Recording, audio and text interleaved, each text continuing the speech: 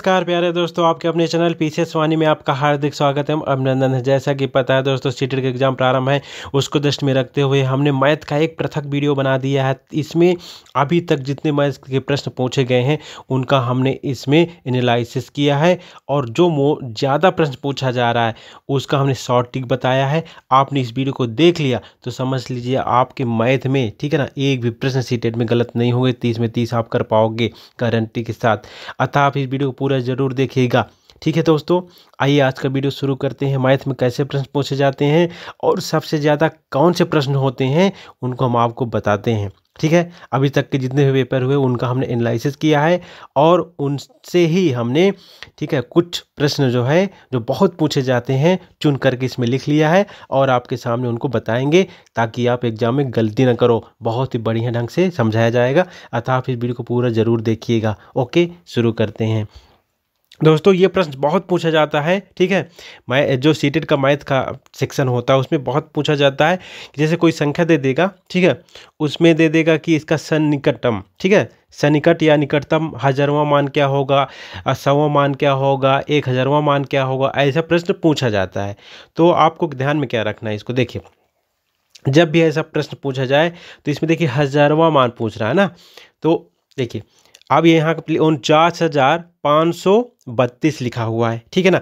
तो आपको पता है कि 49,000 ये 50,000 के नज़दीक है सबसे ज़्यादा, तो इसका आंसर 50,000 हो जाएगा।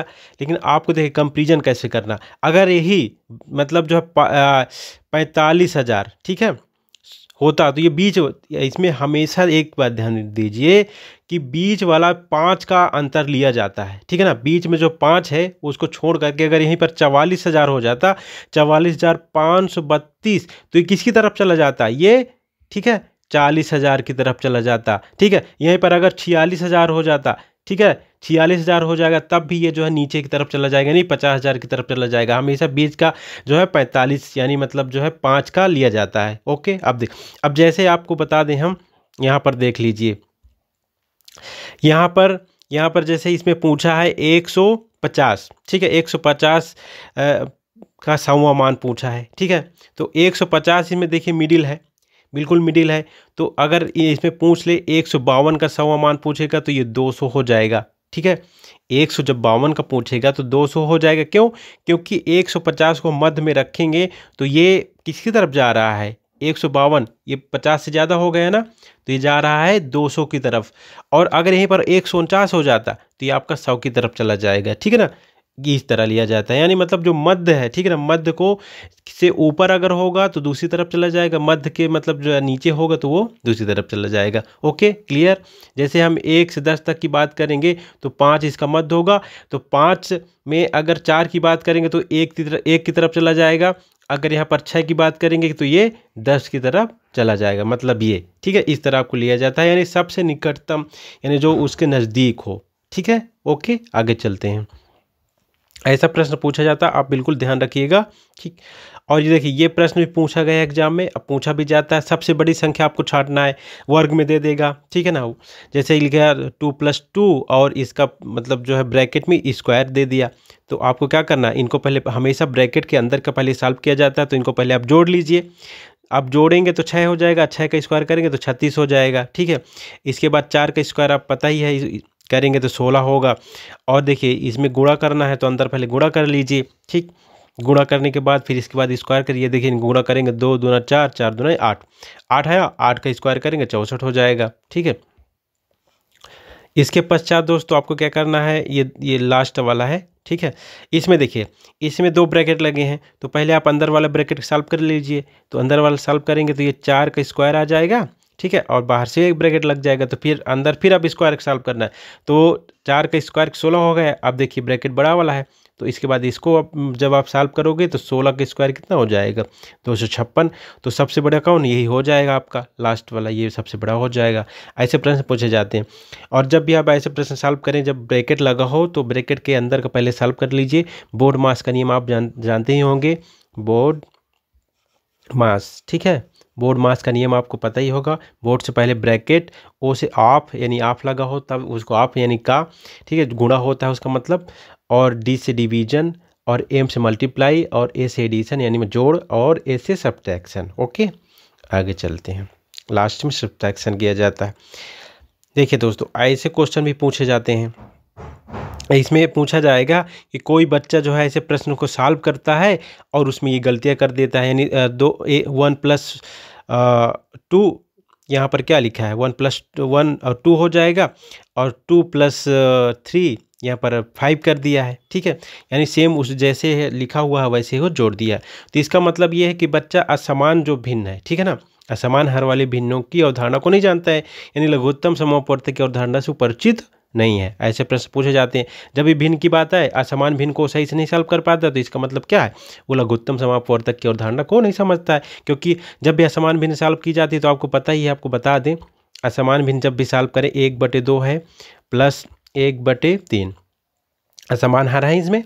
तो इसमें पहले इसको क्या निकाला जाता है, लघुत्तम निकालिए। लघुत्तम निकालने के बाद फिर इसके बाद सॉल्व किया जाता है इसको। ठीक है, तो इसका दोनों का लघुत्तम निकल आएगा।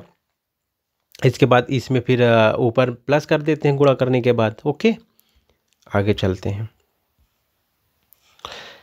ऐसे क्वेश्चन बहुत बार पूछे गए हैं दोस्तों, आप याद रखिएगा। आप ये कई बार रिपीट हुआ है प्रश्न, ठीक है ना। इस ऐसे पूछा जाता है कि 2 बजे, ठीक है ना, 2:58, ठीक है, 2:58 से अगर 4 घंटे 59 मिनट घटा दिया जाए, यानी मतलब पहले का समय क्या हो, घटाने की बात नहीं करेगा उसमें कहेगा कि 2:58, ठीक है, से 4 घंटे 59 मिनट पहले का टाइम क्या होगा, पहले का समय क्या है, इसके पहले का समय। तो जब पहले की बात पूछ रहा है तो इसका मतलब श्योर सी बात है घटाने की बात कर रहा है। ठीक है, तो आप जब घटाओगे तो हमेशा घटाने में एक बात याद रखिएगा कि जो ये 2:58, ठीक है, मिनट है, ये PM में है लिखा हुआ है। ठीक है ना, PM समझते ही हैं, अपराह्न, जो मतलब दोपहर के बाद का समय होता है। तो दोस्तों इसके बाद इसको क्या करना है, हमको रेलवे टाइम में बदल लेना है। ठीक है ना, जो 24 घंटा वाला टाइम होता है उसमें क्या कर लेना है, इसको कन्वर्ट कर लेना है। तो ये हो जाएगा 14:58। अब इसको क्या करना है, हमें ये जो 4 घंटे 59 मिनट से घटा देना है।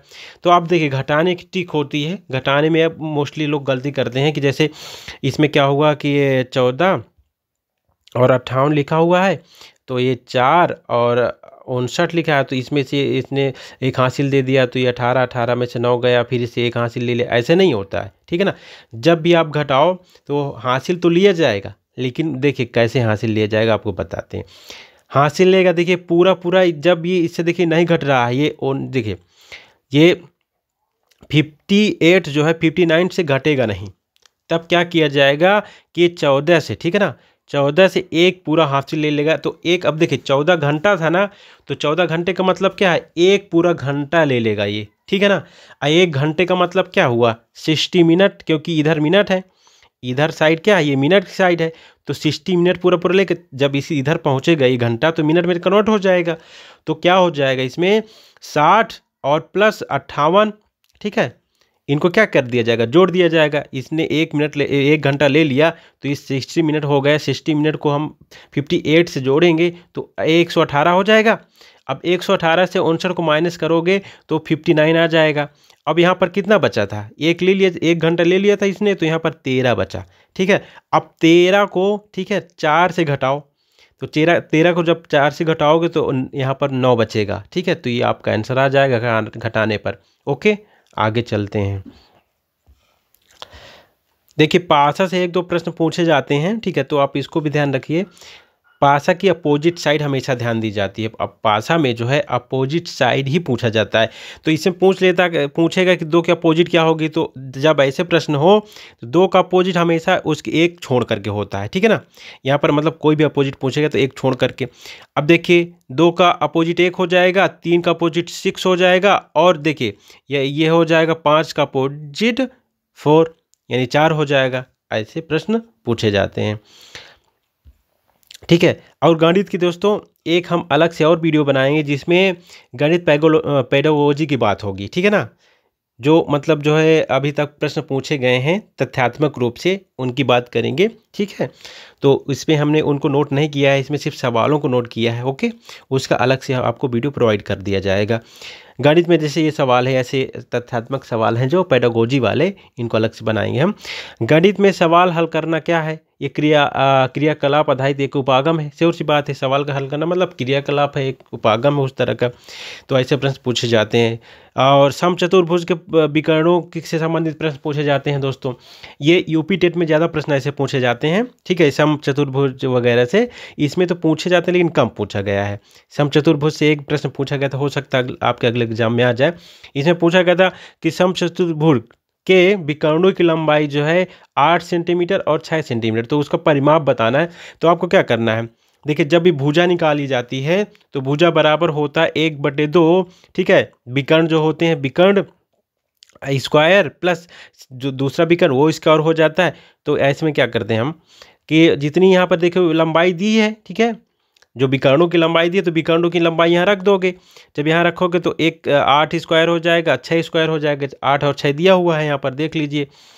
और इसके बाद इसको सॉल्व करेंगे। जब इसको आप सॉल्व करोगे तो अंडर रूट में था, तो ये देखिए अंदर यहाँ पर स्क्वायर लगा था, यहाँ भी स्क्वायर, तो 8 का स्क्वायर 64 हो जाएगा, और जो है ये 6 का स्क्वायर 36 हो जाएगा, ठीक। इसके पश्चात इनको जोड़ देंगे अंदर, ठीक है, अंडर रूट के अंदर है तो इनको जोड़ देंगे तो ये हो जाएगा 100, ठीक है। 64 और 36 कितना हो गया, 100। और 100 को जब हम बाहर करेंगे, ठीक है ना, देखिए अंडर रूट से जब ये बाहर निकलेगा तो ये 10 हो जाएगा।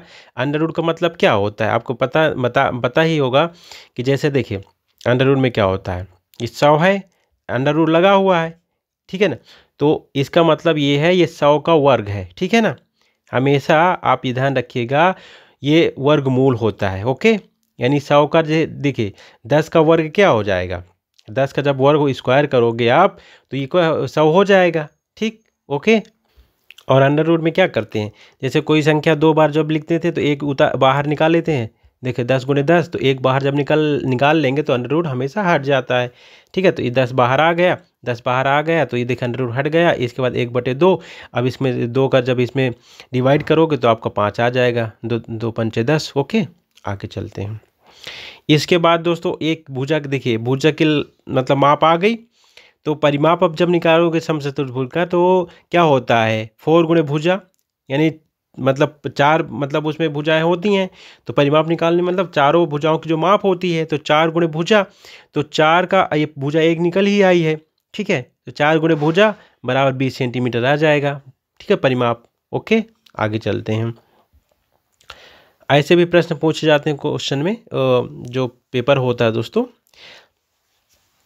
अब आमों का भार, देखिए आमों का भार इसमें पूछा गया है कि 2 kg और, ठीक है, 600 ग्राम है। जो आम है उनका भार इतना है, सेबों का भार 1 kg और 450 ग्राम है। तो आमों का भार सेबों से अधिक है, मतलब क्वेश्चन पूछा गया इतना है, तो पूछा गया है कि आमों का भार है वो सेबों से कितना अधिक है।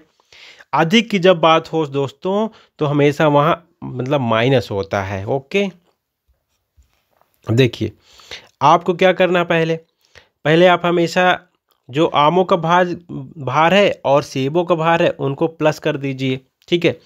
जब आप उनको प्लस करेंगे, ठीक है, ये देखिए इतना।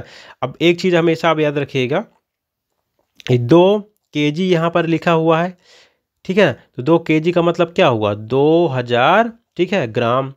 आपको बता दें 1 kg बराबर होता है 1000 ग्राम, याद रखिएगा। तो 2 kg बराबर 2000 ग्राम हो गया। तो यहाँ पर क्या हो गया, 2000 ग्राम और 600 ग्राम मिलाकर के 2600 ग्राम बन गया कि नहीं बन गया। इसी तरह 1 kg यानी 1000 ग्राम प्लस 450 ग्राम मिलाकर के पूरा आपको लिखना है ग्राम में, तो ये हो गया 1450 ग्राम, ओके।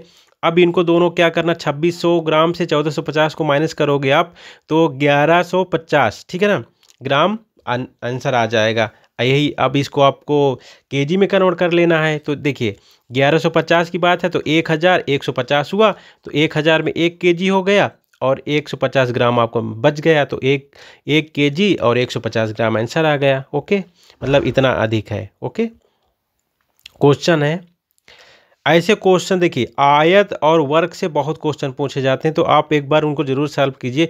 और हमेशा दुगना है बराबर है, जैसा ऐसा क्वेश्चन पूछ लेगा कि वर्ग का परिमाप आयत के परिमाप के बराबर है, उसकी भुजा वर्ग की भुजा आयत की भुजा के बराबर है, तो इतना मतलब उसका क्षेत्रफल क्या होगा। ऐसे प्रश्न हमेशा पूछे जाते हैं हर सेट में, ठीक है ना।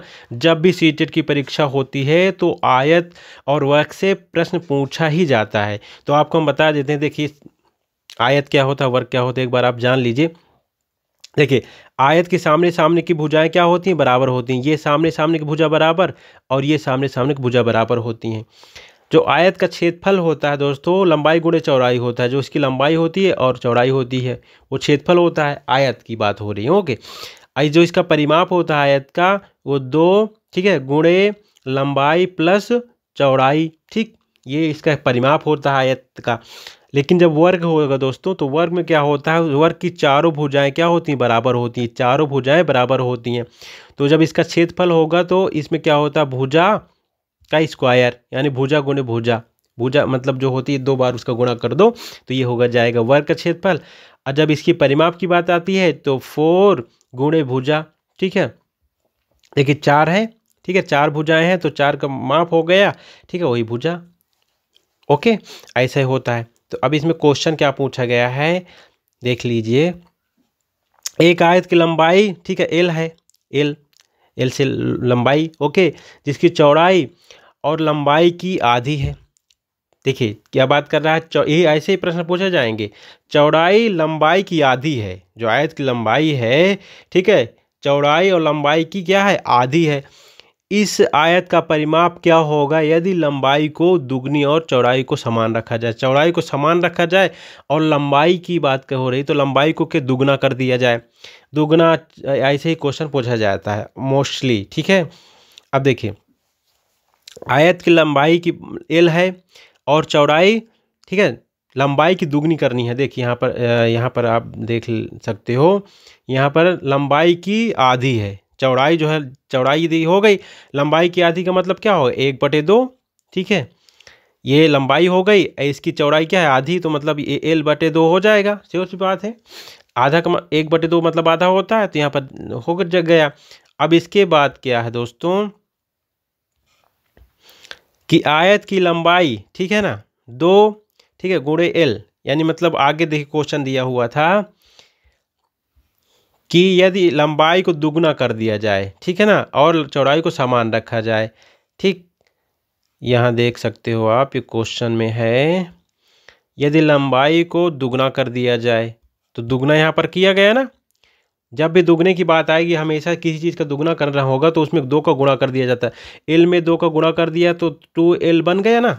ये देखिए आयत की नई लंबाई जो है 2L हो गई, ओके, दुगना कर दिया गया ना। और चौड़ाई को समान रखा जाएगा, चौड़ाई मतलब आपकी जितनी थी उतनी ही, मतलब L/2 ही होगी चौड़ाई, ठीक है, लेकिन लंबाई इतनी हो गई। अब परिमाप निकालना है, ठीक है। क्वेश्चन में क्या, क्वेश्चन पूछ क्या रहा था, दुगनी रखी जाए, हाँ, परिमाप, ठीक है। तो दोस्तों यहाँ पर आयत का परिमाप पूछा जा रहा है, आपको पता ही है, ओके। अब देखिए आयत का परिमाप आप हम बता ही चुके हैं कि 2 गुणे एल, जब ब्रैकेट लगा यहाँ गुणा छिपा होता है, प्लस बी, ठीक है, लंबाई प्लस चौड़ाई। तो देखिए यहाँ पर 2 लिखा है, यहाँ लंबाई कितनी थी, ये देखिए आयत की लंबाई इतनी है, लंबाई यहाँ रख दिया गया, चौड़ाई कितनी है, L/2, यहाँ पर ये देखिए चौड़ाई है, यहाँ रख दिया गया। इसके बाद दोस्तों जब आप इसका सॉल्वेशन करोगे, ठीक, तो देखिए क्या निकल करके आपके सामने आएगा, 4L + L। अब कैसे आया एक बार आप देख लीजिए। देखिए अंदर का ब्रैकेट का पहले जोड़ लीजिए, यानी 2L + L/2 है। तो यहाँ पर एक 1 लगा, जब भी नीचे कुछ ना लगा हो तो वहाँ पर 1 लगा लेते हैं। अब इसके बाद क्या करना है, इसमें जो है समान हर नहीं है, ठीक है, तो इसमें 2 ये गुणा हो जाएगा, ये यहाँ पर देख लेते हैं, 2L + L/2 आए।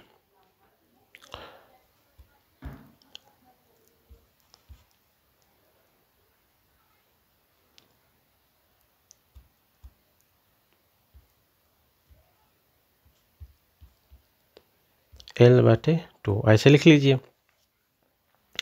इसके बाद क्या, इसका गुणा कर देते हैं, 2 हो गए यहाँ पर, इसका उससे 4 से गुणा कर देंगे, इसका इससे करेंगे ना हम क्रॉस, तो जब इसका गुणा करोगे तो हो जाएगा आपका 4L प्लस यहाँ पर L हो जाएगा ओनली। ठीक, इसके बाद देखिए जब इसका आप जो प्लस करोगे,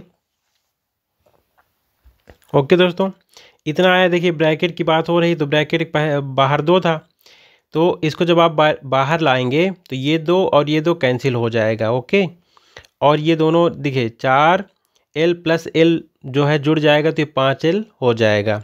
यहाँ पर आप देख सकते हो ये लिखा हुआ है। ठीक है,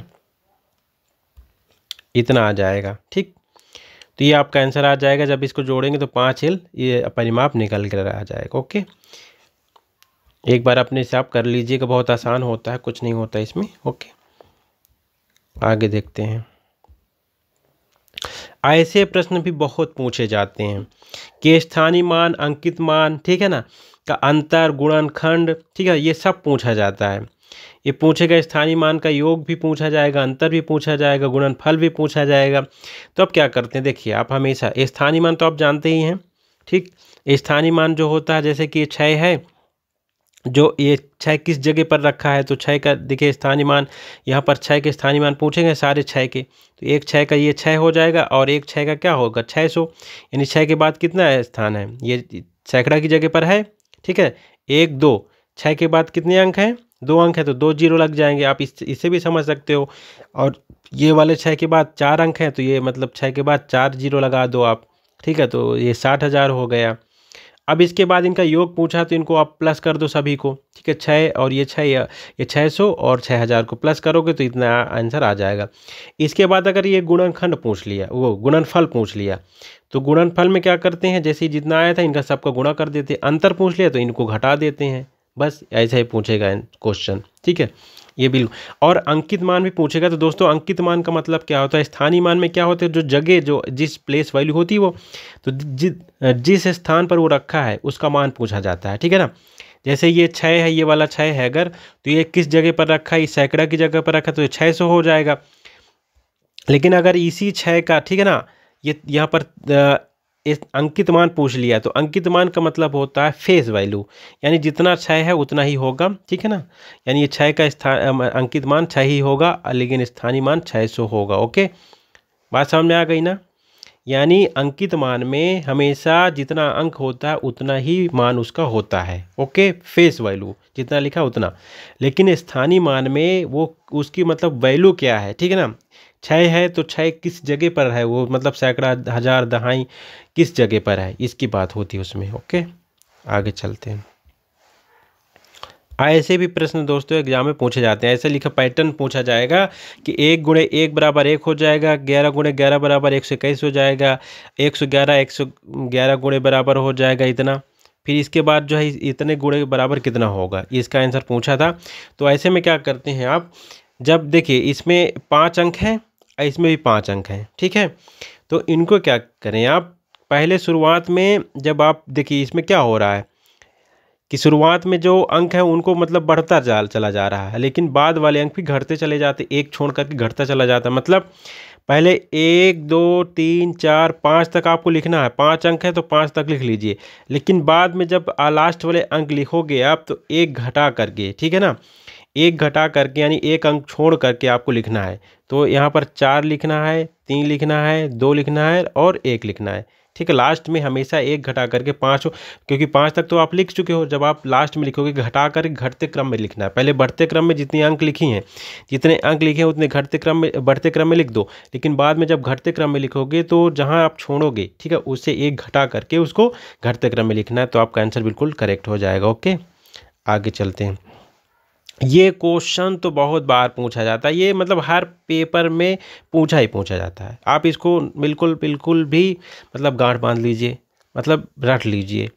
जब ऐसा प्रश्न पूछा जाए तो ये लिखा होगा, ऐसे ही लिखा होगा 19,000 प्लस 19 सैकड़े 19 इकाइयाँ, कहीं दहाइयाँ भी लिख सकता है, के बराबर है। जब भी ऐसा क्वेश्चन पूछा जाए तो इसका मतलब है विशत रूप आपको करना है उसका।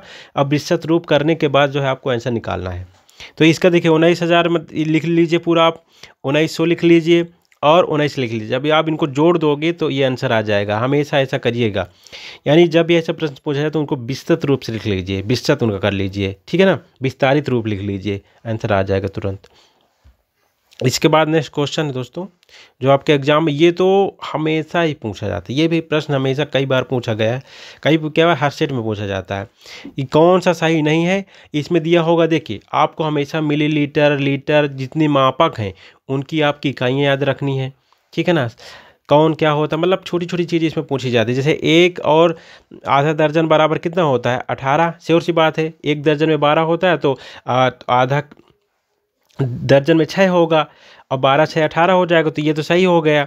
1 मिलीमीटर में बराबर 0.1 सेंटीमीटर, तो आपको बता दें 1 सेंटीमीटर में 10 मिलीमीटर होते हैं, 1 सेंटीमीटर में 10 मिलीमीटर होते हैं, ठीक।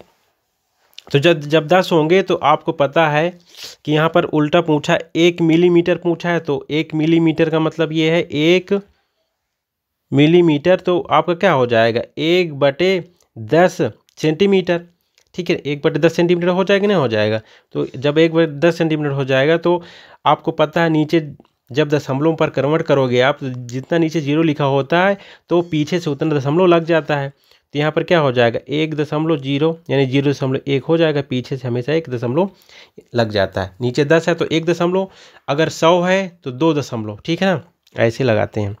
जैसे 1/100 लिखा हो तो पीछे से आपको 2 मतलब जो है अंक से ये देखिए दशमलव लगा देना, पीछे से हमेशा दशमलव लगाए जाते हैं, ये आंसर हो जाएगा इसका, ओके।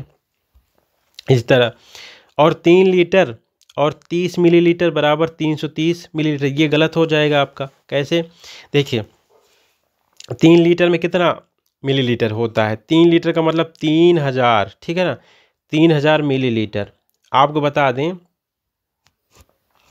कि एक, ठीक है ना, 1 लीटर में 1000 मिलीलीटर होता है, ठीक है।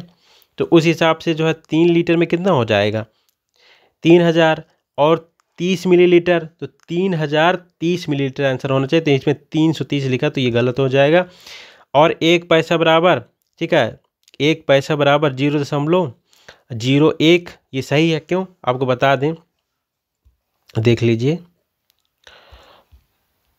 यहाँ पर बताते हैं कि देखिए 1 रुपया बराबर कितना होता है, 1 रुपये बराबर 100 पैसे होते हैं, ठीक। तो जब आप पैसे, ठीक है, पैसे से रुपये में कन्वर्ट करोगे तो ये हो जाएगा आपका, ठीक है, नीचे 1/10 हो जाएगा, कितना हो जाएगा, सॉरी 1/100 हो जाएगा। 1/100 को जब आप दशमलव में कन्वर्ट करोगे, ठीक है ना, तो हमने बताया था पीछे से जितना नीचे 0 लिखा हो उतना दशमलव लगा देते हैं, तो 1 0 और यहाँ पर ये लग जाएगा, ठीक है, यही, ठीक है, 2 अंक के पहले दशमलव लग जाएगा, ओके, याद रखिएगा। आगे चलते हैं। 4 और 1, ये क्वेश्चन भी बहुत बार पूछा गया है, ठीक है, पूछा जाएगा, समकोण पूछा जाएगा। 4 और 1/3 समकोण में डिग्रियों की संख्या पूछी जाती है। अरे हर एग्जाम में, जब भी सीटेट का एग्जाम हुआ है, मैथ के सेक्शन में ये प्रश्न पूछा ही जाता है, ठीक है ना। सीटेट वालों के से प्यार हो गया है लगता है इस प्रश्न से, बहुत सारे प्रश्न सेम वैसे रख देते हैं, थोड़ा बहुत इधर उधर कर देते हैं, सेम रखते हैं। 4 और 1/3 समकोण में डिग्रियों की संख्या। अब देखिए समकोण का मतलब क्या है, 90 अंश, 90 अंश के कोण को क्या कहते हैं, समकोण कहते हैं, आपको पता ही होगा। अब इसके बाद 4 समकोण की बात हो रही तो पहले आप क्या करें, 90 गुणे 4, यानी मतलब जो है एक समकोण जो होगा जिसका मान होगा उससे 4 से गुणा कर दोगे तो 4 समकोणों की संख्या निकल आई, डिग्रियों की संख्या निकल आई, 360 डिग्री हो गया। और इसके पश्चात आपको 1/3 समकोण की संख्या निकाल लेनी है, तो 90 गुणे 1/3, ठीक है ना। 1/3 का मतलब क्या हुआ, 1/3, 1/3 हो गया। अब इससे क्या करना है, 90 गुणा कर देना है। जब गुणा करोगे आप तो 30 अंश निकल आएगा, कितना अंश, कितनी डिग्री निकली, 30। अब इनको क्या करना है आपको, इसके पश्चात 360 प्लस 30 को जोड़ देना है, ठीक है ना। जब आप जोड़ोगे तो 300 कितना हो जाएगा, 90, आंसर आपका इतनी डिग्रियां हो जाएगी। यानी 4 और 1/3 समकोण में, ठीक है, 390 डिग्रियां होंगी। आगे चलते हैं। ये प्रश्न भी पूछे जाते हैं। हमने बताया ना, इसमें हमने जो भी प्रश्न लिखा है ये कई बार एग्जाम में पूछे गए हैं और हो सकता है आपके अगले एग्जाम में पूछा जाए, इसलिए हमने सोचा कि आपको ये वीडियो बना करके पूरा डिटेल बता दिया जाए ताकि आप इन प्रश्नों को ध्यान में रखो। 10 मीटर लंबाई वाले एक वर्गाकार कमरे के फर्श को वर्गाकार टाइलों की पूर्णतया, ठीक है, पूर्णतया ढकना है, और टाइलों से उनको पूर्णतया ढकना है। यदि प्रत्येक टाइल की लंबाई 50 सेंटीमीटर हो तो आवश्यक टाइलों की न्यूनतम संख्या क्या है? न्यूनतम संख्या पूछा जा रहा है। ऐसे प्रश्न को कैसे सॉल्व करते हैं आप देखिए पहले आपको क्या कर लेना है कि वर्गाकार कमरे का क्षेत्रफल आप निकाल लें पहले, ठीक है। तो अब यहाँ पर देख लीजिए, यहाँ पर 10 मीटर लंबाई वाले एक वर्गाकार कमरे के फर्श को, ठीक है, 10 मीटर है वर्गाकार, जो वर्ग है उसकी लंबाई कितनी है? 10 मीटर है, ठीक है। ये समझ लीजिए वर्ग है, एक कमरा है और इसमें छोटी छोटी टाइलें लगी हैं, ठीक है। इनका मतलब जो है आपको निकालना है, ठीक है। कितनी टाइलें होंगी, लगभग कितनी छोटी छोटी टाइलें जो लगेंगी अंदर कमरे के कितनी होंगी। तो वर्गाकार कमरे का क्षेत्रफल हो जाएगा 10 है लंबाई। तो जब देखिए आपको पता ही है कि उसमें एक भुजा होती है वर्ग में और सभी समान होती हैं, और भुजा गुणे भुजा यानी भुजा का स्क्वायर हो जाता है, तो 10 का हम स्क्वायर कर देंगे तो क्षेत्रफल वर्ग का निकल आएगा। तो 100 मीटर स्क्वायर हो जाएगा क्षेत्रफल उसका। और टाइल की लंबाई कितनी दी हुई है? 50 सेंटीमीटर, ये आपके सामने, ठीक है। जो ये प्रत्येक टाइल की लंबाई 50 सेंटीमीटर, जो अंदर टाइल है यहाँ पर जो टाइल लगनी है उसकी लंबाई 50 सेंटीमीटर हो, 50 सेंटीमीटर अंदर की टाइल की लंबाई हो, ठीक है। तो टाइल की लंबाई 50, ठीक है। तो दोस्तों इसके बाद क्या करना है आपको कि जो 50 है, अब देखिए यहाँ पर जो क्षेत्रफल है आपका 100 था और टाइल की लंबाई 50 है, तो एक टाइल की लंबाई, ठीक है ना, कितनी हो जाएगी आपकी? जब आप इसका इसे भाग दोगे तो 0.5 मीटर निकल करके आएगा, ठीक है। ये 0 इससे कट गया, अब 1/, ठीक है ना, ये 5 का नाम 5, 5 दूना 10, 1/2 आ जाएगा। 1/2 को आप जब कन्वर्ट करोगे तो कितना? आधा होगा। तो आधे का आप 0.5 में लिख सकते हो ना, लिख सकते हो, ओके। आइए आप, ठीक है। इसके बाद आगे क्या है, इसके बाद आपको क्या करना है, जो देखिए टाइल की लंबाई निकल आई, वर्गाकार टाइल की लंबाई निकल आई। इसके बाद आपको क्या करना है, वर्गाकार टाइल के क्षेत्रफल, ठीक है, निकाल लेना है। तो जब आप इसका क्षेत्रफल निकालोगे तो क्षेत्रफल निकालने का वही तरीका, भुजा गुणे भुजा, तो 2 बार इसका गुणा कर देंगे तो ये हो जाएगा 0.25 मीटर स्क्वायर हो गया। एक मतलब जो टाइल है दोस्तों, ठीक है, उसका क्षेत्रफल निकल आया। कितने क्षेत्रफल के मतलब वो टाइल की मतलब एक टाइल का वो मान निकल आया। अब क्या करना है, वो टाइलों की संख्या ज्ञात करने के लिए आपको क्या करना है कि ये 100 और जो दशमलव, ठीक है ना, 2.5 था, इसको इससे भाग दे देना है। अब देखिए मीटर स्क्वायर था, यहाँ पर याद रखिएगा मीटर स्क्वायर था, तो इसको जब कन्वर्ट करोगे मीटर स्क्वायर में ही रहेगा, लेकिन यहाँ पर दशमलव लगा हुआ था। दशमलव जब आप इसको कन्वर्ट करोगे तो ऊपर जो है ये यहाँ 100 के, यहाँ पर दो अंक के पहले दशमलव लगा था, तो नीचे क्या हो जाएगा? 100 हो जाएगा, तो दशमलव हट जाएगा। तो अब ये 100 ऊपर चला जाएगा, जब ऊपर चला जाएगा तो ये हो जाएगा 10,000 और बटे 25। अब इसको जब 25 को 10,000 भाग दोगे तो 400 इसको संख्या निकल आएगी। 400 संख्या वर्गों की टाइल निकल। हमेशा जब भी वर्गों की टाइल पूछा जाए तो उससे भाग दिया जाता है। जितने देखिए छोटी वो टाइल्स हैं, ठीक है, और वो क्षेत्रफल है, ठीक है, 100 क्षेत्रफल है वर्ग का पूरा, ठीक है, ये वर्ग है पूरा, इसका क्षेत्रफल 100 है, और जो अंदर टाइल लगी है उसका क्षेत्रफल कितना था? 25 था, इसका 25 है। तो जब आप इससे भाग दे देंगे, ठीक है ना, जो जितनी टाइल लगनी होंगी टोटल टाइलों की संख्या आ जाएगी। 400 टाइलें लगनी हैं, ठीक है, ओके, याद रखिएगा, ऐसे क्वेश्चन पूछे जाते हैं। इसके बाद एक चॉकलेट के बराबर, ये भी क्वेश्चन पूछा, ऐसा क्वेश्चन भी पूछा जाता है। एक चॉकलेट 12 के बराबर भाग है, ठीक है, एक चॉकलेट का 12 के बराबर भाग है। मंजू ने इसका 1/4 भाग अंजू को दे दिया, 1/3 भाग सुजाता को दे दिया, और 1/6 भाग जो है फीजा को दे दिया, और मंजू के पास चॉकलेट कितने बचे? ये ऐसा प्रश्न पूछा जाता है। ये भिन्न का सवाल है। अभी जो 28 और 29 दिसंबर को एग्जाम हुआ था उसमें भिन्न के सवाल पूछे भी गए थे, ठीक है, ऐसे ही प्रश्न। तो देखते हैं इसका आंसर। बहुत आसान होता है। पहले आप क्या कर लो कि जितना उन्होंने दिया है, ठीक है ना, आप उसको निकाल लो। उसने पहले अंजू को कितना दिया, सुजाता को कितना दिया, ठीक है, सबको निकाल लीजिए आप। तो इसने पहले दिया था, यहाँ पर देख सकते हो आप आपकी स्क्रीन के सामने, जो चॉकलेट है वो 12 है, ठीक है ना। उसने मंजू को दिया, सुजाता को एक तिहाई दिया, तो 1/3 1/3 जब आप निकालोगे तो 4 चॉकलेट निकल आएगी। इसका मतलब 4 चॉकलेट सुजाता को दिया। और इसके बाद दोस्तों ये 12 चॉकलेट हैं, तो 1/4 किसको दिया था? 1/4 1/4 मंजू को दिया था, तो ये 3 उसको निकल आई। जब इससे आप जो है 4 का यह भाग दोगे तो 3 आ जाएगा। और 1/6 भाग जो दिया था, छठा भाग, 1/6 भाग, छठा भाग का मतलब क्या हो, 1/6 हो जाएगा। 1/6 गुणे, ठीक है, 12 टोटल जो चॉकलेट थी, तो आपका निकल आ गया 2, 6 दूनाई 12, तो 2 आपका ये निकल आएगा। किसको दिया था उसने? फिजा को। तो टोटल चॉकलेट निकल आई। इसके बाद जितनी चॉकलेट उसने दी है तो उसको आप जोड़ लीजिए, ठीक। ये टोटल आप यहाँ पर जितनी ये देख 4 3 और 2 इतना दिया था उसने, तो आप इनको क्या करो, जोड़ लो, 9 आया। अभी 12 से घटा दो, टोटल 3 बची चॉकलेट उसके पास। 12 से 9 घटाओगे तो 3 बचेगा। ओके, आगे चलते हैं। क्वेश्चन है, ये क्वेश्चन भी बहुत बार पूछा गया है, समझ लीजिए, आप इसको रट लीजिए, बिल्कुल से दिमाग में बैठा लीजिए। अब करना क्या है, इसमें कुछ नहीं होता, बस इसके जो मतलब शब्द हैं वो टफ हैं। 12 और 16 का न्यूनतम ठीक है, सार्वगुणांक पूछेगा।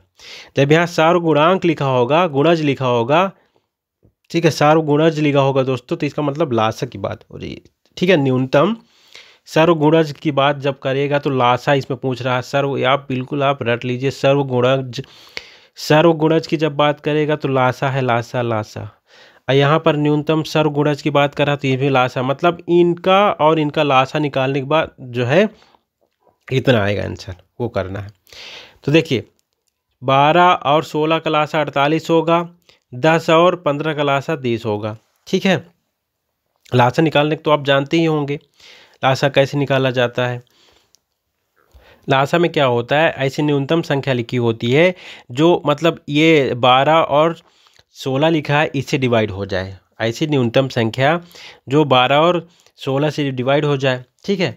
जैसे आप पहले कर लो, मतलब 12 का गुणनखंड कर लीजिए, ये 12 गुणनखंड 3 गुणे 2, 3 दूनाई 6, अच्छा दूनाई 12, फिर 2, 3 गुणे 2 2, ये 12 का हो जाएगा। अब जब आप 16 गुना करोगे तो ये जो है 2 3 ना मिलता हो, अब मैच कर रहा हो तो आप 16 करोगे तो 16 में कितना हो जाएगा, 4 गुणे 4, ठीक। यानी मतलब जो है 2 बार 2 आ जा रहा है, तो 1 2 को हटा दीजिए, यहाँ पर मैच कर रहा है। अब इसके बाद क्या करना है, ठीक है, इसमें ये जो 2 लिखे हैं देखिए, ये 2 गुणे 2 गुणे 2 गुणे 2, ठीक है। ये 2 देखो इसमें दोनों मैच कर रहा है, तो इसको आप हटा दीजिए, यहाँ पर 4 बचेगा, तो यहाँ पर 12 तो आ ही गया, 12 गुणे 4 तो 12 चौक 48 होता, तो 48 इस तरह निकालते हैं लासा भी। और इसके बाद क्या करना है, इनको मतलब जो है देखिए बीच में क्या गुणा का साइन लगा, इनका दोनों का इसका लासा निकाल लीजिए और इसका लासा निकालने के बाद गुणा कर दीजिए, इनके दोनों का गुणा करने के बाद ये आंसर हो जाएगा 1440। ओके, ये प्रश्न पूछा जाता है। ओके, 140 और 101 में क्या जोड़ा जाए, ये भी प्रश्न पूछा जाता है कि क्या जोड़ा जाए, कितना हो जाए। तो पहले आप इनका गुणा कर लीजिए, तुरंत गुणा मारिए। गुणा करने के बाद क्या करते हैं कि जब जोड़ने की बात हो तो उसमें पहले x जोड़ दीजिए, और फिर इसके बाद जब जोड़ा जाएगा तो हमेशा जितना गुणा आए इसमें से आप घटा दीजिए, बस कुछ ना करिए। जितना देखिए गुणा करने के बाद क्या करें, जो जोड़ने की बात हो तो हमेशा इससे घटाया जाता है, और जब मतलब क्या घटाया जाए तो हमेशा इसमें जोड़ दो, क्योंकि आप जब जितना आंसर आ गया, देखिए आंसर आया 14,140 प्लस x मान लीजिए जोड़ना है, तो बराबर ये इतना हो जाएगा।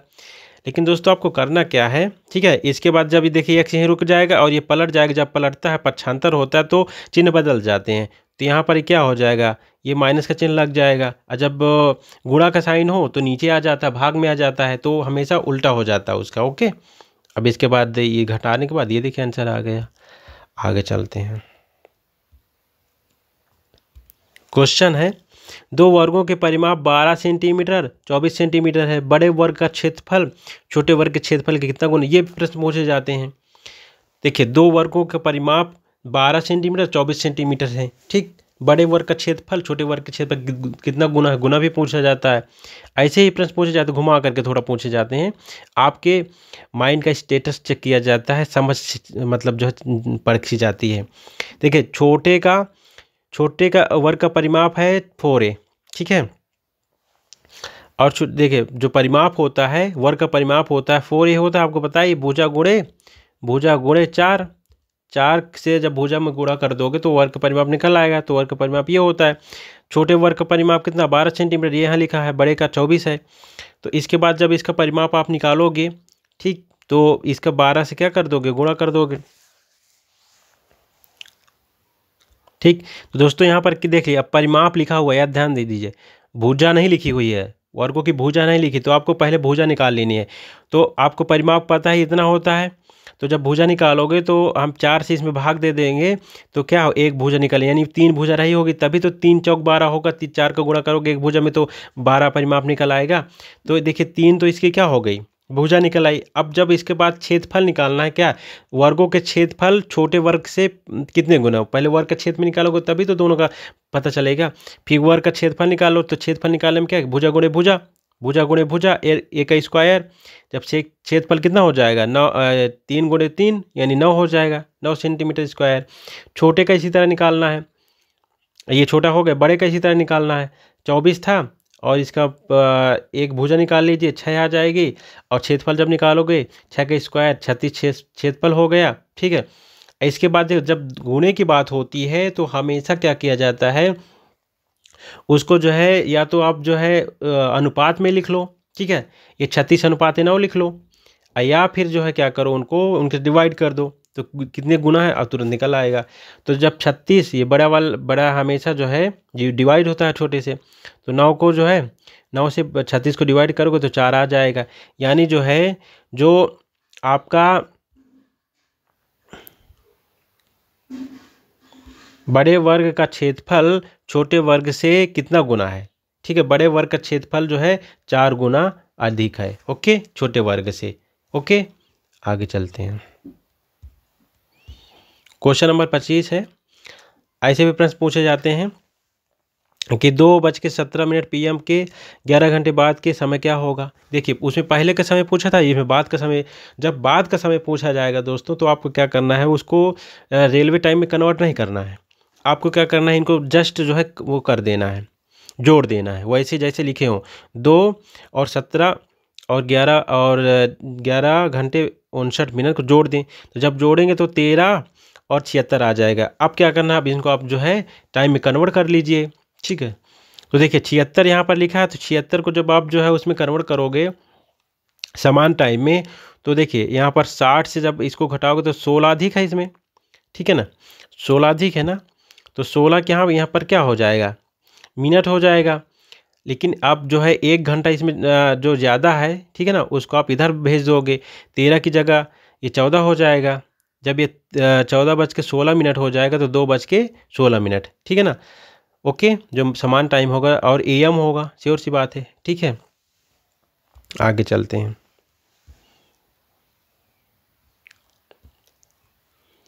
क्वेश्चन है, किसी वर्ग का परिमाप 24 सेंटीमीटर और आयत की लंबाई 8 सेंटीमीटर है। यदि वर्ग और आयत के परिमाप बराबर हो तो आयत का क्षेत्रफल। ऐसे प्रश्न बहुत पूछे जाते हैं, हमने बताया ना। तो आपको क्या करना है, किसी वर्ग का परिमाप 24 है, परिमाप यहाँ पर दिया है, भुजा नहीं दी है, आप हमेशा याद रखिएगा। आयत की लंबाई, लेकिन आयत की हम लंबाई 8 है। यदि वर्ग और आयत के परिमाप बराबर हो, देखिए वर्ग और आयत के परिमाप बराबर पूछ रहा। देखिए वर्ग और आयत के परिमाप यानी जो आयत का परिमाप, जो वर्ग का परिमाप वही आयत का परिमाप है, यानी स्क्वायर और रेक्टेंगल परिमाप दोनों के बराबर हो गए। जो R यानी रेक्टेंगल की जो लंबाई है वो 8 सेंटीमीटर है, तो चौड़ाई मान लेते हैं हम B हो गई, ठीक है, रेक्टेंगल की चौड़ाई हम B मान लेते हैं। इसके बाद क्या करना है, सॉल्व क्या करना था हमको, आयत के परिमाप बराबर हो तो आयत का क्षेत्रफल बताना था। आयत का क्षेत्रफल निकालने के लिए क्या करेंगे, पहले यहाँ पर हम एक भुजा, पहले इसकी B भुजा दी है, भुजा एक हमें नहीं पता, तो हमें जब भी भुजा निकालना होगा तो वर्ग के आयत के परिमाप से निकलेगी, ठीक है, श्योर सी बात है, क्योंकि लंबाई दी हुई है। तो इसके बाद जो है आयत का परिमाप क्या होता है, 2 गुणे L + B होता है। तो इसको क्या करेंगे आप, 8 आपका लंबाई दिया है, बी नहीं पता आपको, बी ही निकालना है। तो इसके बाद जब बराबर 24 कर दोगे, 24 क्यों करोगे, क्योंकि जो आयत का परिमाप है, ठीक है, वर्ग के परिमाप के बराबर है, तो यहाँ पर हम 24 कर देंगे। ठीक, ये देखिए परिमाप की जगह पर, तो 24 बराबर 2 और 8 प्लस बी कर देते हैं। ठीक, अब इसको सॉल्व कीजिए, तो ये आपका 2 इधर जो गुणे में है तो इसे भाग में आ जाएगा, तो ये 12 हो जाएगा यहाँ पर। ठीक है, 12 हो जाएगा, ये देख लें, ये देखिए, ये जब 2 है, ये जो 2 था ये यहाँ पर गया, तो ये देखिए यहाँ पर 24/2 हो गए, 12 हो गया। तो 8 प्लस बी बराबर 12। तो इसके बाद दोस्तों यहाँ पर देखिए पक्षांतर हो जाएगा, जब पक्षांतर होगा तो 8 इधर चला जाएगा तो माइनस हो जाएगा, तो 12 माइनस 8 बराबर 4 बचेगा। तो बी की देखिए, बी की लंबाई निकल आई 8, जो बी की माप है वो 8 हो गई। ठीक, अब इसके बाद आयत का क्षेत्रफल तुरंत निकल आएगा। देखिए लंबाई और चौड़ाई की माप अगर आपको पता है तो आयत का क्षेत्रफल निकाल सकते हो। तो 4 गुणे 8, ठीक है, 4 गुणे 8 कर दोगे तो 32 हो जाएगा आपकी आयत का क्षेत्रफल। ठीक है, जब भी आयत की एक भुजा ना पता हो तो आप परिमाप के द्वारा उसकी भुजा आप ज्ञात कर सकते हो। ठीक है, ऐसे इसके पश्चात स्थानीय मान और अंकित मान में अंतर पूछा जाता है। जैसे ये दिया है इसमें स्थानीय मान 3 का जो है स्थानीय मान बताओ और अंकित मान में अंतर। तो 3 का देखिए स्थानीय मान क्या होगा, ये 3 आपको पता 300 होगा, लेकिन अंकित मान 3 ही होगा। अब 300 को, ठीक है, 3 से घटा दोगे तो 297 बचेगा। तो ये देखिए आपका आंसर हो गया। ऐसा क्वेश्चन पूछा जाता है।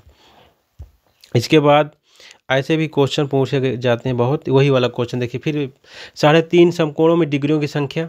तो पहले आप समकोण की संख्या निकाल लीजिए। पहले आप जो है समकोण, ठीक, 3 समकोणों की संख्या निकाल लीजिए। 3 गुणे एक समकोण 90 होता है, 90 अंश का, तो 270 अंश मतलब जो है निकल आएगा 3 समकोणों की मतलब डिग्री।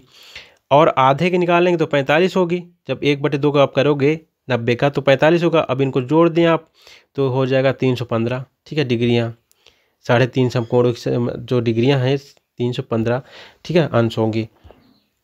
ऐसे प्रश्न पूछे जाते हैं। और देखिए ये भी प्रश्न पूछा गया है आपके एग्जाम में। नदी में एक नाव की चाल 20 किलोमीटर प्रति घंटा है, दूसरी नाव की चाल 23 किलोमीटर प्रति घंटा है। दोनों एक ही दिशा में एक ही स्थान से चल रहे हैं, तो 3.5 घंटे बाद बीच की दूरी क्या होगी। अब देखिए जब भी एक ही तरफ चल रही होती तो माइनस हो जाता है, और जब विपरीत देखिए एक ही तरफ एक ही दिशा पर चल रही होती तो हमेशा उनके बीच जो है माइनस होता है। जब विपरीत दिशा में चल रही होती तो प्लस कर दिया जाता है। यानी लंबाई, ठीक है ना, जब भी ऐसे प्रश्न आए, ठीक है ना, चाल वाले दूरी का जो मतलब जो फार्मूला होता है आप उसको पहले सॉल्व कर लीजिए। ठीक, इसके बाद आंसर आपका दूरी बराबर 4 गुणे समय होता है। आप पहले एक निकाल लो, इसके बाद जो है जो जितना आंसर आए, अगर विपरीत में है तो प्लस कर दो, अगर समान में है एक ही तरफ जा रही है तो उसमें माइनस कर दो। तो आपको पहले क्या करना है, एक का निकाल लेना है। जब एक का आप निकालोगे, एक की दी हुई है 20 किलोमीटर प्रति घंटा और टाइम दिया हुआ है 3.5 घंटे, यानी 3.5 हो जाएगा। तो दूरी बराबर 4 गुणे समय होता है, आपको पता है जो दूरी का सूत्र होता है जब दूरी निकाली जाती है तो दूरी बराबर 4 गुणे समय होता है। अगर आपको समय निकालना है तो आप समय इधर पलट आएगा, दूरी 4 बटे दूरी हो जाएगी। ठीक है, तो ये हो जाते हैं इस तरह। जो भी आपको निकालना है आप इसी से बना सकते हो। ठीक है, अगर दूरी निकालना है तो 4 गुणे समय हो जाएगा। अगर आपको चाल निकालना है तो देखिए दूरी आपकी नीचे हो जाएगी और इधर देखिए आप देख सकते हो दूरी बटे समय हो जाएगा, और जब नीचे देखिए समय नीचे चला आएगा, यहाँ पर चाल हो जाएगी। इस तरह ऐसे भी सवाल लगाए जाते हैं। ओके, पक्षांतर हो जाएगा। तो पहले हम यहाँ पर देखते हैं कैसे। तो पहले की कितनी थी, 20 किलोमीटर प्रति घंटा था, और तो आपको क्या है ये दूरी थी और समय कितना था 3.5 था। तो गुणा जब करोगे आप तो ये आपका इतना निकल आएगा, पहले की दूरी निकल आएगी, जो पहली नाव थी उसकी दूरी इतनी निकल आएगी। दूसरे की 23 गुणे 3.5 से जब गुणा करोगे तो 80.5 निकल आएगा। ठीक है, इसके बाद देखिए क्या करना आपको, जो बीच की दूरी है हमने बताया ना, एक ही तरफ जा रहे हैं तो देखिए माइनस हो जाएगी, दूसरे की इतनी निकली थी और तीसरे की पहले कितनी दूसरे कितनी निकली थी, तो इनको माइनस करोगे तो 10.5 किलोमीटर अंतर आ जाएगा। ठीक है, ओके, बीच की दूरी इतनी आ जाएगी, दूसरे की इतनी थी तो दूसरे से बड़ा था, ये से माइनस करोगे तो 70 से माइनस करोगे तो अंतर इतना आएगा। ओके, आगे चलते हैं। ओके दोस्तों, आगे चलते हैं, देखते हैं अगला प्रश्न। ये सारे प्रश्न एग्जाम में बहुत बार पूछे गए हैं। ओके, ये भी पूछा गया है, एक ताज़ा मछली को सुखाने में उसका भार, ठीक है, 1/3 रह जाता है। ठीक है, कभी 1/3 दिया, कभी कभी 1/3 दे देता है वहाँ पर। ठीक है, 1/3 का मतलब 1/3 होता है। सुनीता 1500 किलो, ठीक है, ताज़ा मछली ₹25 प्रति केजी के भाव से खरीद कर उसको सुखाकर 80 रुपये प्रति केजी भाव पर बेचती है। ठीक है, तो इसमें उसका मतलब जो है कैसे पैसा कमाती है, लाभ पूछा जा रहा है। देख लीजिए, पहले आप क्वेश्चन अच्छे समझ लीजिए कि एक ताज़ा मछली को सुखाने में उसका भार लगभग जो है 1/3 रह जाता है। ठीक है, जब उसको सुखाते हैं, ठीक है, तो 1/3 रह जाता है। 1500 किलो ताज़ा मछली, अब देखिए 1500 किलो ताज़ा मछली हैं, उनको मतलब जो है 25 रुपये केजी के भाव से खरीदती है। पहले 25 रुपये में खरीदती है और फिर 80 रुपये प्रति केजी के भाव से बेच देती है वो। तो अब देख लीजिए, पहले आप क्या निकाल लीजिए, ओरिजिनल मछली यानी जो सूखने के बाद जो रह जाती है। देखिए 1500 मतलब ताज़ा मछली लाती है तो 1/3 जो है सूख जाती है, तो एक्चुअल में कितनी बची मछली, ठीक है, 500 केजी। ठीक, इसके पश्चात दोस्तों आपको क्या करना है कि जो 25 रुपये के भाव से वो पहले खरीदती है, ठीक है, तो टोटल उसकी संख्या कितनी हो गई, देखिए 1500, ठीक है, 1500 × 25 करोगे तो इतनी संख्या आ गई। ठीक है, इतना। ठीक है, इसके बाद क्या करना है कि 500 फिश का 80, देखिए जो ओरिजिनल, देखिए बची कितनी थी, 500, ठीक है, फिश का 80 रुपये के हिसाब से भाव कितना होगा, तो 80 में बेचती है क्योंकि वो, ठीक है, पहले इतने में खरीदती थी। ये आपको बता दें, ये खरीद रेट है इसका। तो 500 × 80 यानी 4000, ये सॉरी 40,000। अब 40,000 रुपये जो है उसने कमाया। ठीक, तो लाभ कितना हुआ, तो 40,000। अब देखिए इतना तो वो मतलब जो है खरीद करके लाती थी, लेकिन जो है 40,000 में बेच देती है, तो जब आप इसको माइनस करोगे तो 25 रुपये का वो पैसा कमाती है, उसका लाभ होता है। ओके दोस्तों, अब इसको हमेशा याद रखिएगा, ये क्वेश्चन पूछा गया है एग्जाम में और हो सकता है ऐसा ही पूछा जाए, ऐसे रिपीट भी हुआ कई बार, सेम टू सेम। ठीक है, तो आंसर 2500 आएगा। ओके, आगे चलते हैं। देखिए ऐसे भी प्रश्न पूछा जाता है, ऐसा प्रश्न पूछा गया है कि 9 - 1 / 8। ठीक, पैटर्न पूछा गया, 1 आएगा, फिर देखिए उस तरफ ये देखिए अंक घटा दिया गया, इसको बढ़ा दिया गया है, जो जहाँ घटता है उसको बढ़ा दिया गया है, फिर 12 आ गया, इधर बढ़ता, इधर भी बढ़ता चला गया ये। तो ऐसे क्वेश्चनों में क्या होता है, आंसर आपको निकालना है तो आप डायरेक्ट भी निकाल सकते हो, और अगर आपको तर्क से लगाना है तो देखिए यहाँ पर देखिए 9, 8, 7, 6, 5 और 4 को मतलब जो है अच्छा यहाँ पर 6 से घटाया है और भाग दे दिया 8 से, तो इतना आ गया। तो देखिए पहले आप पैटर्न समझिए कि पैटर्न में यहाँ पर क्या हो रहा था, ये बढ़ रहा है। ठीक है, जो जहाँ घटाया जा रहा है ये बढ़ रहा है और इधर वाली संख्या घट रही है। तो जब ये बढ़ रहा है और ये जब जो आंसर आ रहा है ये बढ़ते क्रम में आ रहा है, तो सेम आपको ऐसा ही करना है। तो इसके बाद जब आप 6 का लिखेंगे तो ये 6 तक जाएगा। ठीक है ना, ये देखिए 4 तक जाएगा, ये 3 तक गया है, तो आपको 6 तक लिखना है पूरा, 1 से 6 तक। यहाँ पर 1 की बात हो रही, 1 से लिखा जा रहा 9 से, तो आपको 1 से 6 तक लिखना है। यहाँ 6 घटाया है, यहाँ पर 4 घटाया तो 4 तक आया, 3 घटाया तो 3 तक आया, 2 घटाया 2 तक आया, 1 घटाया 1 तक आया था। तो आपको 6 तक यहाँ लिखना है बस, और कुछ नहीं करना, 1 से 6 तक लिख लीजिए, बहुत आसान है ये।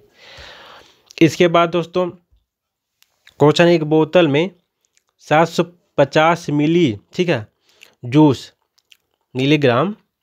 मिलीलीटर जूस भरा जाता है और ऐसी ही 6 बोतलों को एक कार्टून में पैक किया जाता है। 450 लीटर जूस के लिए आवश्यक कार्टूनों की संख्या, कार्टून पूछ रहा है। ये भी क्वेश्चन ऐसे पूछे जाते हैं कि कितने कार्टून होंगे, कितनी टाइल लगेंगी, ऐसे ही प्रश्न पूछे जाते हैं। तो देखिए पहले आपको क्या करना है, एक बोतल में 750 मिली, ठीक है ना, लीटर जूस भरा जाता है। तो आपको क्या करना, पहले क्या करना है, आपको बोतलों की संख्या निकाल लेनी है। देख लीजिए 450 लीटर, ठीक है, बोतलों के लिए, ठीक है ना, बोतलों की संख्या होगी लीटर, 450 लीटर के लिए बोतलों की संख्या होगी। तो आपको देखिए क्या करना है, 450 लीटर जूस है, पहले आपको 450 लीटर जूस के लिए आवश्यक कार्टून की संख्या, तो पहले आप इसके बोतलों की संख्या निकालोगे, ठीक है ना। तो बोतलों की संख्या निकालने के लिए क्या करना पड़ेगा आपको कि जितना, ठीक है, जितने लीटर जूस है, ठीक है ना, उसको जो यहाँ पर 750 मिलीलीटर जूस भरा जाता है एक बोतल, तो एक बोतल से आप क्या करने, उसको भाग दे दोगे। अब आपको बता दें यहाँ कितना लिखा, 45,000। 45,000 क्यों लिखा है, 1 लीटर में, क्योंकि एक जो है मिलीलीटर होता है। तो ये संख्या जो है आपकी देखिए मिलीलीटर में है, तो आपको इसको मिलीलीटर में, 750 मिलीलीटर में था, और लेकिन ये 450 लीटर में था, तो आप 450 को जो है मिलीलीटर में जब कन्वर्ट करोगे तो इतना आंसर आ जाए। तो अब कन्वर्ट करोगे तो 600 बोतलें आ जाएंगी टोटल। कितनी आ जाएंगी, जब इसको भाग दोगे तो 600 बोतलें आ जाएंगी एक कार्टून में, ठीक है। 6 बोतलें हैं, ऊपर लिखा है क्वेश्चन में, एक कार्टून में, जो एक कार्टून है यहाँ पर देखिए लिखा हुआ है, एक ऐसी 6 बोतलों को एक कार्टून पैक किया जाता है, ठीक है।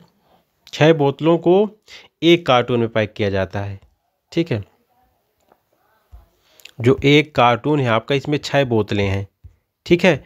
तो इसमें 6 बोतलें हैं, तो क्या करना है कि कार्टूनों की संख्या जब आप निकालोगे तो जितनी बोतलें आई थी टोटल, ये 600 आई थी, तो जब आप इनसे भाग दे दोगे तो टोटल जो है कार्टून निकल आएगा, आपका 100 कार्टून की ज़रूरत पड़ेगी, ठीक।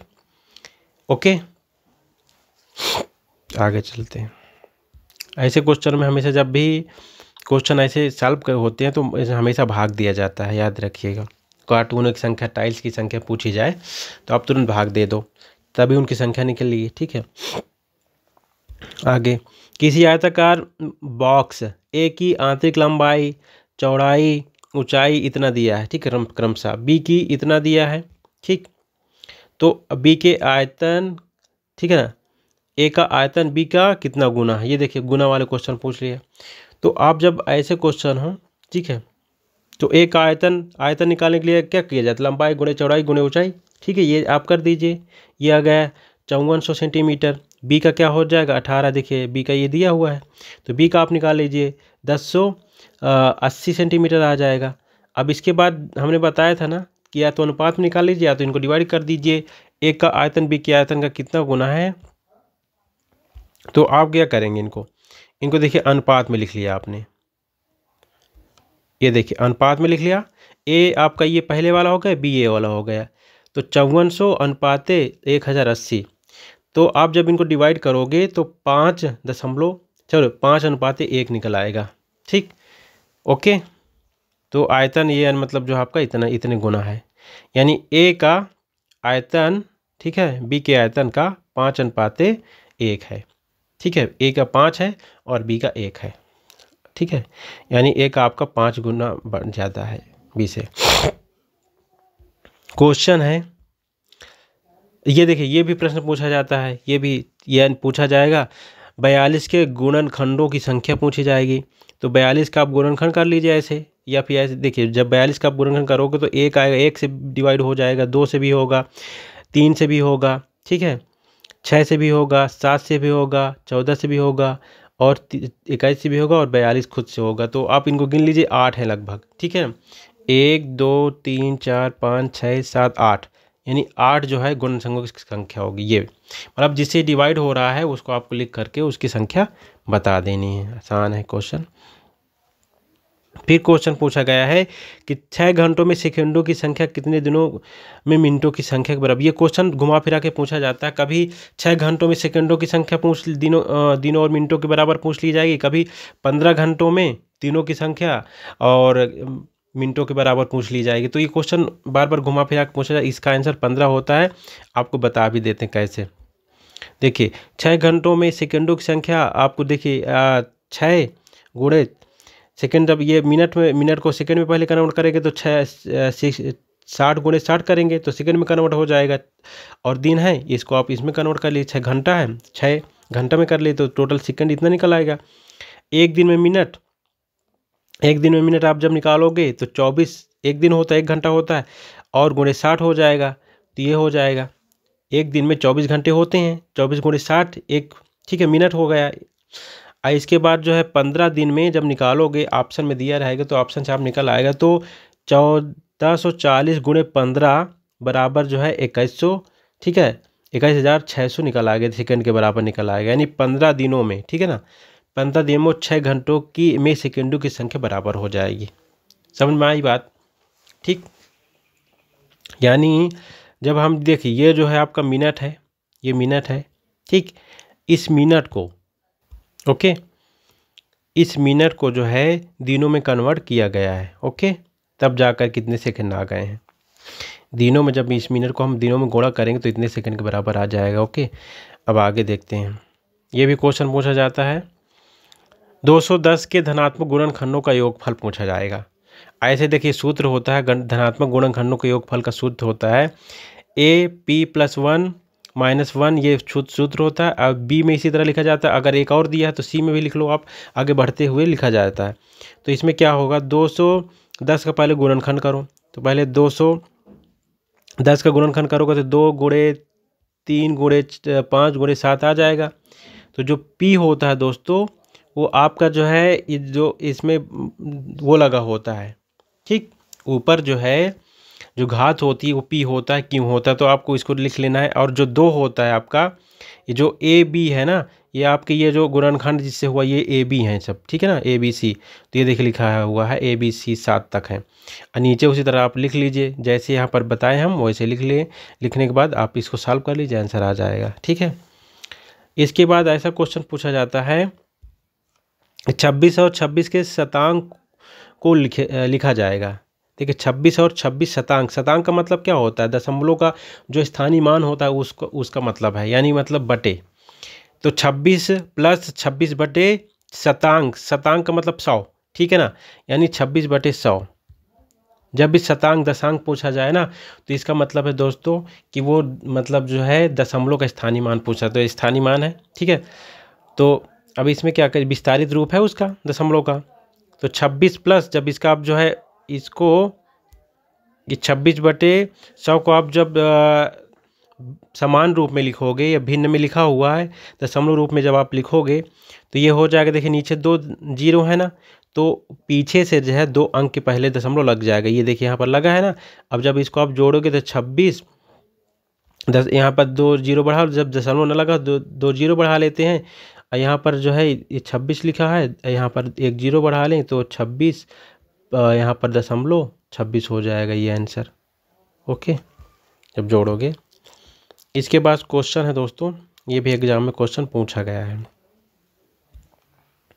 पानी की एक टंकी 11 मीटर लंबी है, 10 मीटर चौड़ी है और 9 मीटर ऊंची है, 6 मीटर की ऊंचाई तक पानी भरा जाता है, तो टंकी का भाग कितना भाग खाली है, ऐसे क्वेश्चन पूछे जाते हैं। देखिए पहले आप देख लीजिए, इस क्वेश्चन आपके सामने हम रख देते हैं। टंकी का आयतन निकाला, टैंक जो है, टैंक का आयतन पहले निकाल लीजिए। आयतन निकाल, जब भी आप निकालते हैं तो लंबाई गुणे चौड़ाई गुणे ऊंचाई, यानी उसका गुणा कर दीजिए, आयतन निकल आता है, तो ये आयतन है इतना निकल आएगा। और देखिए खाली टैंक की ऊंचाई क्या होगी, तो ऊंचाई में क्या है, 6 मीटर की तक पानी भरा जाता है, तो ऊंचाई पहले वाले की 9 ऊंचाई थी, तो 9 से 6 माइनस कर दोगे तो 3 बचेगा, ठीक है ना। खाली टैंक की जो ऊंचाई होगी 3 होगी, श्योर सी बात है, क्योंकि उसमें पानी नहीं है, 9 तक मतलब 6 तक भरा जाता है, तो 3 तक पानी नहीं, खाली है 3 तक। वो खाली टैंक का आयतन आप देख लीजिए, खाली टैंक का आयतन क्या हो जाएगा, जो 3 घटा है यही इस आयतन निकल आएगा। अब जब भी आपको दोनों में कंपेरिजन किया जा रहा है, ऊंचाई तक भरा जाता है, टंकी का कितना भाग खाली है तब भाग दिया जाएगा, ठीक है ना। आप जब जो है अब टैंक का खाली भाग होगा, ऊपर आपको क्या लिखना है, जितना खाली है वो लिख लेना, और ये जो जितना आयतन था, आयतन आप आयतन से भाग दे देंगे तो 1/3 निकल आएगा, यानी 1/3 भाग उसका भी खाली है, ठीक है, ओके। ये क्वेश्चन भी पूछा जाता है। एक मानचित्र पर आधा सेंटीमीटर, भूमि पर 150 सेंटीमीटर। ये क्वेश्चन ईवीएस में पूछा जाता है इसे, ठीक है, दर्शाता है। यानी आधा सेंटीमीटर मतलब 1/2 सेंटीमीटर को भूमि पर 125 सेंटीमीटर दर्शाया जाता है। मानचित्र पर इतना है। यदि दोनों नगरों के बीच की दूरी 2000 किलोमीटर हो तो मानचित्र में उनके बीच की दूरी क्या होगी, ठीक है। तो आपको क्या करना है, देखिए 125, ठीक है ना, किलोमीटर भूमि पर है और मैप पर 1/2 सेंटीमीटर है, ठीक है, मैप पर मानचित्र पर उसके बराबर है। तो आपको क्या करना है, 1 किलोमीटर बराबर जब आप करोगे, यानी इसी को उसके बराबर है जब आप 1 किलोमीटर लंबाई निकालोगे, ठीक है ना, तो 1 किलोमीटर हो जाएगा आपका, ये देखिए 25 इधर चला आएगा, नीचे चला आएगा, तो ये आपका हो जाएगा, ठीक है ना। इसके बाद दोस्तों क्या करना है आप, अब देखिए जो वास्तविक जो है यानी दूरी है उनकी, ठीक है, इतनी है, यानी मतलब जो है यहाँ पर ज़मीन पर वास्तविक जो दूरी इतनी है, तो वास्तविक दूरी बराबर जो उनकी मतलब जो है वो मैप वाली दूरी थी, अगर उसको निकालना है तो हमेशा क्या किया जाता है, इससे जो वास्तविक दूरी से आप इससे भाग दे दोगे तो उसका आंसर निकल आएगा। तो ये देखिए मैप की दूरी थी ये, जब इससे आप इसको भाग दोगे, ठीक है, तो 8 सेंटीमीटर आंसर निकल आएगा। ये आपकी जो है मैप की दूरी हो जाएगी 8 सेंटीमीटर, ठीक है ना। आगे चलते हैं।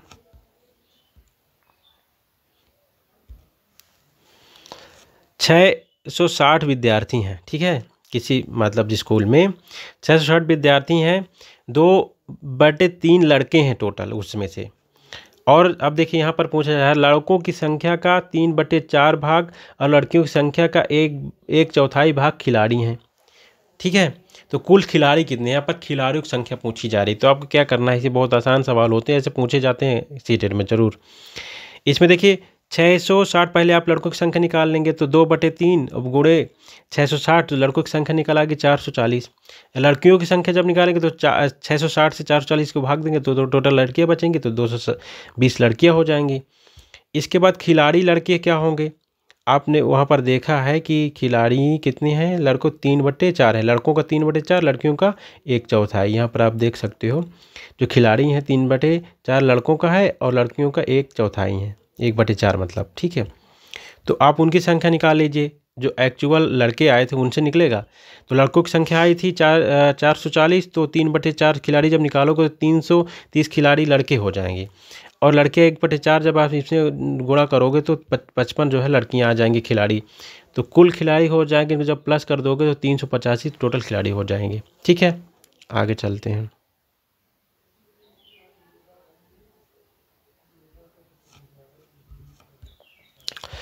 अब ये क्वेश्चन ऐसे भी पूछा जाता है कि गुणनखंड इतने के बराबर है, ये क्वेश्चन पूछा गया है 5 दिनों में सेकंडों की संख्या की, 1 सप्ताह में सेकंडों की संख्या की। तो दोस्तों आप इस तरह लिखा होगा तो आपको क्या करना है कि जितना लिखा है कि गुणनखंड आप करोगे तो इतना गुणनखंड आएगा। तो 1 सप्ताह में सेकंडों की संख्या होगी आपकी, देखिए सप्ताह सेकंडों की संख्या जब निकालेंगे तो इतने गुणनखंड के ही बराबर होता है, तो ये आपका यही आ जाएगा आंसर, ठीक है। फिर क्वेश्चन है, ये भी एग्जाम में क्वेश्चन पूछा जाता है, ठीक है, कि 50 में एक संख्या जोड़ी गई, फिर उसी संख्या में 50 फिर वहीं पर 50 में घटा दी गई, तो प्राप्त दोनों संख्याओं का जोड़ बताइए, ठीक। देखिए 50 में कोई संख्या जोड़ी गई और उसी में जो जोड़ी गई संख्या में फिर 50 जोड़ा गया और फिर उसी सब में मतलब जो है क्या घटा दिया गया है, कोई संख्या घटा दी गई है। तो दोस्तों ऐसे देखो जब आप इसको सॉल्व करोगे तो सॉल्व करते समय क्या होगा, 50 जुड़ जाएगा सेम, और ये देखिए ये घट जाएगा नहीं घट जाएगा, तो ये तो घट जाएंगे, तो 50 और प्लस 50 बचेगा तो बराबर 100 हो गया आंसर, ठीक है। क्वेश्चन ये पूछा जाता है एक कि 18 से ही 3/4 में चतुर्थांश की बात हो रही है। चतुर्थांश का मतलब क्या होता है, 1/4, ठीक है। तो अब देखिए में बात हो रही है, तो ऐसे सवालों को जब भी आप सॉल्व करो तो 75/4 और भागे 1/4 की बात हो रही है। यहाँ पर में चतुर्थांश कितना है, तो 75 जब भी आप भाग देते हैं तो हमेशा जो जितना लिखा होता है, ये जितना लिखा है, तो जब भाग देते समय कन्वर्ट हो जाते हैं, यानी मतलब गुणा लग जाएगा और वो पलट जाएगा। तो 75/4 गुणे 4/1, यानी जो 1/4 था दोस्तों वो पलट करके 4/1 लिख दिया गया है, ऐसे गुणा किया जाता है, ठीक है। ओके, ऐसे प्रश्न पूछे गए हैं। और एक देखिए ऐसे ही प्रश्न पूछे और जाते हैं, पूछा जाएगा जैसे 1/2 में, ठीक है, 1/2 में कितना कितना 4/2 है। जब ऐसे क्वेश्चन पूछे जाए तब इनको भी भाग से किया जाता है। तो आपको क्या करना है, 1/2 भागे 4/2 कर देना है। अब भाग देने का रूल यही होता है कि जब भाग होगा तो वो गुणा लग जाएगा, लेकिन ये एक संख्या पलट जाएगी, ठीक है। तो ये 1/2 था, 1/2 गुणे 4/2 था तो 2/4 हो जाएगा, पलट जाएगी। और इसके बाद आप सामने सामने गुणा कर लो। जब 2 में गुणा करोगे तो 2 हो जाएगा। जब गुणा होता है तो सामने सामने गुणा हो जाता है, याद रखिए। ये 4 गुणे 2 हो जाएगा, 8 हो गया, ठीक है, ये आंसर हो जाएगा। इस तरह के सवाल आते हैं। ओके दोस्तों ये जो मोस्टली सवाल पूछे गए हैं आपके सीटेट एग्जाम में, ठीक है, मैथ के, वो हम बता चुके हैं। यही सब सवाल आते हैं उसमें, और कोई कहीं से भी सवाल नहीं पूछ जाता। अगर आपने इस वीडियो को पूरा देख लिया तो आप मैथ के सारे सवाल सॉल्व कर पाओगे, ठीक। और हमारे प्रैक्टिस सेट हमारे चैनल पर अपलोड हैं, ठीक। हमने प्रैक्टिस सेट प्रारंभ कर दिया है सीटेट एग्जाम के। आप जा कर के उनको ज़रूर एक बार देखिए। जो भी हमारे भाई बहन नए हैं, चैनल को सब्सक्राइब जरूर कर लीजिए, क्योंकि हम बहुत मेहनत कर रहे हैं आप लोगों के लिए ही, ठीक। Thanks for watching this video, have a good day. I wish आप सभी लोग एग्ज़ाम में अच्छा करो, पास हो जाओ। ओके।